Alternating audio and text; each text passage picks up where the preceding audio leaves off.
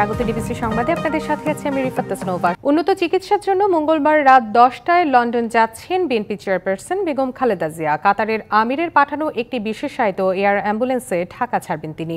London ক্লিনিকে চিকিৎসা নেবেন তিনি। ওখান থেকেই পরবর্তী চিকিৎসার সিদ্ধান্ত নেওয়া হবে বলে জানিয়েছেন তার ব্যক্তিগত চিকিৎসক ডাক্তার এজেড জাহিদ হোসেন।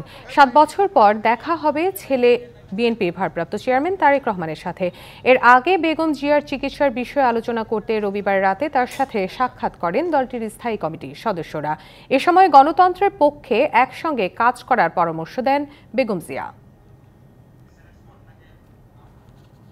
ম্যাডামের শারীরিক সুস্থতার উপর ভিত্তি করে মেডিকেল বোর্ডের পরামর্শক্রমে এই মুহূর্তে উনি সকল যে সমস্ত ফর্মালিটিজ আছে সেগুলো কমপ্লিট করে আগামীকালকে 7ই জানুয়ারি ইনশাল্লাহ রাত 10টায় কাতার আমিরাতসের আমিরের স্পেশাল এয়ার অ্যাম্বুলেন্সে উনি ইনশাল্লাহ ঢাকা এয়ারপোর্ট থেকে ঢাকা দোহা লন্ডন হিথ্রো এই ফ্লাইট ইনশাল্লাহ উনি যাবেন।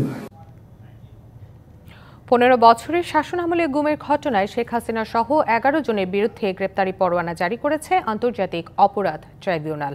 সকালে প্রসিকিউশনের আবেদনের প্রেক্ষিতে বিচারপতি গোলাম মুর্তজা মজুমদারের নেতৃত্বাধীন 2 সদস্যের ট্রাইব্যুনাল এই আদেশ দেন। গুমের ঘটনায় শেখ হাসিনা ছাড়াও গ্রেপ্তারি পরোয়ানা জারির তালিকায় রয়েছেন সাবেক প্রতিরক্ষা বিষয়ক উপদেষ্টা অবসরপ্রাপ্ত মেজর জেনারেল তারিক আহমেদ সিদ্দিক ও পুলিশের সাবেক মহাপরিদর্শক বেনজির আহমেদ। পরে সাংবাদিকদের চিফ প্রসিকিউটর তাজুল ইসলাম বলেন, গুমের সাথে যারাই জড়িত থাকুক অপরাধের বিচার হবে, আর তা করতে হবে ভবিষ্যতে কেউ যেন এ ধরনের ঘৃণ্য কাজ করার সাহস না পায়।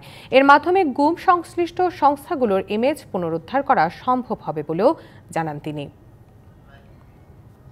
আমাদের সাথে যারাই জড়িত থাকুক তারা কেউ রাষ্ট্রের চেয়ে বড় না, কেউই আইনের ঊর্ধ্বে নয়। সুতরাং আমরা বলেছি আমরা খুঁজছি অপরাধ, আমরা খুঁজছি অপরাধী। আমরা দেখব না কে কত বড়, কে কোথায় চাকরি করেন, কার কি পজিশন। এই বিচারের মাধ্যমে এই অধ্যায়ের বাংলাদেশ থেকে চির পরিসমাপ্তি হতে হবে এবং ভবিষ্যতে কেউ যেন এই ধরনের ঘৃণ্য অপরাধ করতে সাহস না পায়। এবং আমাদের রাষ্ট্রীয় যে সমস্ত সংস্থাগুলোর ব্যাপারে এগুলো অভিযোগ উঠেছে তাদেরকেও আমরা এই অভিযোগের তীর থেকে তাদেরকে বাঁচাতে হবে। সাদা পোশাকে ডিবির পরিচয়ে কাউকে তুলে নেওয়া যাবে না, এমন হুঁশিয়ারি দিয়ে স্বরাষ্ট্র উপদেষ্টা অবসরপ্রাপ্ত লেফটেন্যান্ট জেনারেল জাহাঙ্গীর আলম চৌধুরী বলেছেন, দেশে আর একটি আয়নাঘর থাকবে না কোনো ভাতের হোটেল। দুপুরের রাজধানীর মিন্টো রোডে ডিবি কার্যালয় পরিদর্শন শেষে গণমাধ্যমকে এসব কথা বলেন উপদেষ্টা। রোহিঙ্গাদের নামে পাসপোর্ট ঠেকাতে এখনই পুলিশ ভেরিফিকেশন বন্ধ করা যাচ্ছে না বলে মন্তব্য করেছেন স্বরাষ্ট্র উপদেষ্টা অবসরপ্রাপ্ত লেফটেন্যান্ট জেনারেল জাহাঙ্গীর আলম চৌধুরী। সোমবার সকালে আগারগাঁও পাসপোর্ট ও বহিরাগমন অধিদপ্তর পরিদর্শন শেষে এসব কথা বলেন স্বরাষ্ট্র উপদেষ্টা। এছাড়াও 31শে ডিসেম্বরের মধ্যে সব পাসপোর্টকে ইলেকট্রনিক পাসপোর্টে রূপান্তর করা হবে বলেও জানান তিনি। পুলিশ ভেরিফিকেশন শুধু আমরা কার্ডের উপরেই দিব, যেহেতু পুলিশ ভেরিফিকেশনের ক্ষেত্রেও কিন্তু জনগণে একটু ইসে থাকে, কি বলে, হ্যারাসমেন্ট হয়। বাট এই যে রোহিঙ্গার যে সমস্যাটা বললেন, এই জন্য কিন্তু এইটা জিনিসটা উঠানো যাচ্ছে না। বাট এটা আগে যে পরিমাণ ছিল এখন কিন্তু ওইটা নাই। এই ঘটনাগুলি ঘটে গেছে কিন্তু আমাদের এবং এই ডিজি বা এদের আসার আগেই।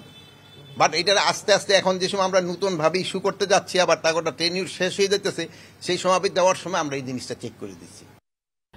জুলাই গণঅভ্যুত্থানের ঘোষণাপত্রকে সামনে রেখে বৈষম্য বিরোধী ছাত্র আন্দোলন ও জাতীয় নাগরিক কমিটির 5 দিনের কর্মসূচি শুরু হচ্ছে আজ। সোমবার থেকে 11ই জানুয়ারি পর্যন্ত 6 দিন সারা দেশে গণসংযোগ করবেন সংগঠন দুটির নেতারা। জুলাই ঘোষণাপত্রের দাবিতে যৌথভাবে লিফলেট বিতরণ করা হবে। এছাড়াও জনমত গড়তে থাকছে গণসমাবেশ ও জনসংযোগ। শনিবার যৌথ সংবাদ সম্মেলনে এ কর্মসূচির কথা জানানো হয়, যেখানে 15ই জানুয়ারির মধ্যে সরকার জুলাই অভ্যুত্থানের ঘোষণাপত্র প্রকাশ করবে বলে আশা করা হচ্ছে।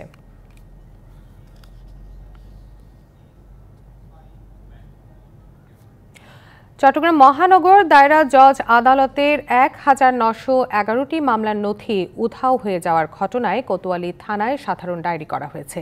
রাতে নগরীর কোতোয়ালি থানায় পাবলিক প্রসিকিউটর মফিজুল হক ভূঁইয়া সাধারণ ডায়েরি করেন।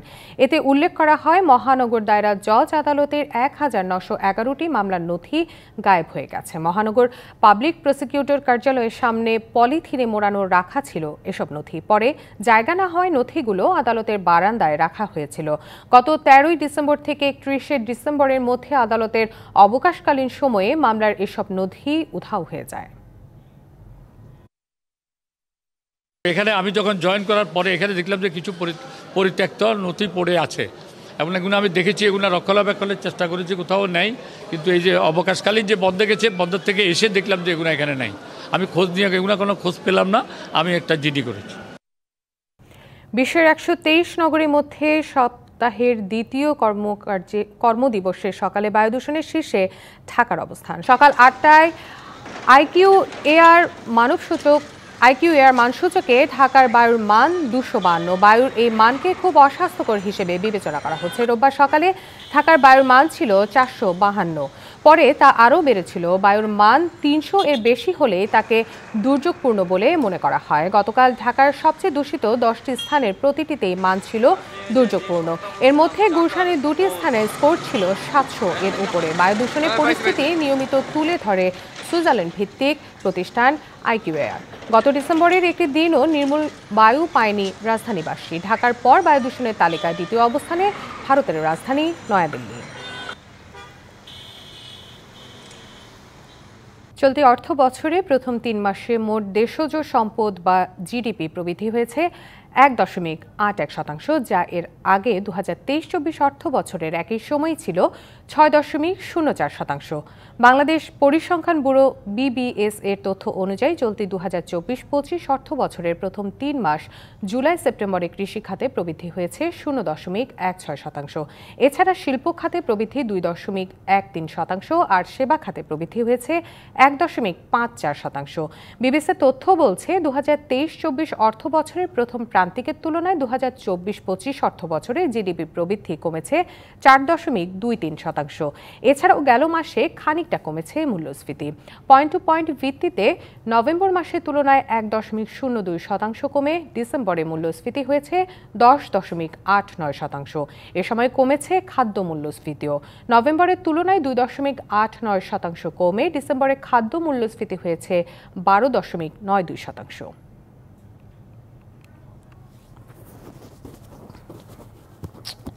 বললেও লাভ হয় না ওদের। শৈত্যপ্রবাহ কমে কিছুটা তাপমাত্রা বাড়ায় উত্তরাঞ্চলের জনজীবনে স্বস্তির ছাপ। পঞ্চগড়ে রেকর্ড করা হয়েছে 12.3 ডিগ্রি সেলসিয়াস। সূর্য ওঠার সাথে সাথে কুয়াশা কাটতে শুরু করেছে, তবে আগামী বৃহস্পতিবার থেকে মাঝারি শৈত্যপ্রবাহ হতে পারে বলে জানিয়েছে আবহাওয়া অধিদপ্তর। পাবনা ভোরে ঘন কুয়াশা থাকলেও বেলা বাড়তেই রোদের দেখা মেলে, স্বাভাবিক হতে শুরু করে জনজীবন। চুয়াডাঙ্গায় রাতভর বৃষ্টির মতো ঝরছে শিশির। শীতের তীব্রতায় মানুষের কাজের গতি কমে গেছে। সময় গড়াতেই বাড়তে শুরু করে তাপমাত্রা, স্বস্তি ফিরছে জনজীবনে। তবে পৌষের শেষ ভাগে সন্ধ্যা নামতেই বাড়ছে শীতের তীব্রতা। এদিকে ঘন কুয়াশায় 3 ঘন্টা বন্ধ থাকার পর আরিচা কাজিরহাট নৌরুটের ফেরি চলাচল স্বাভাবিক হয়েছে। আজকে একটু আবহাওয়া ভালো, রোদ উঠছে এবং এই রোদের তাপমাত্রাও ভালো। রোদ উঠছে, আজকে একটু ঠান্ডা কম, কামের জন্য বের হচ্ছে। সংবাদ এই ছিল এখনকার মতো। ডিবিসি নিউজের সংবাদগুলো পড়তে ভিজিট করুন dbcnews.tv আর ভিজিট করুন ডিবিসি নিউজের ফেসবুক পেজ এবং ইউটিউব চ্যানেলে। সঙ্গে থাকুন।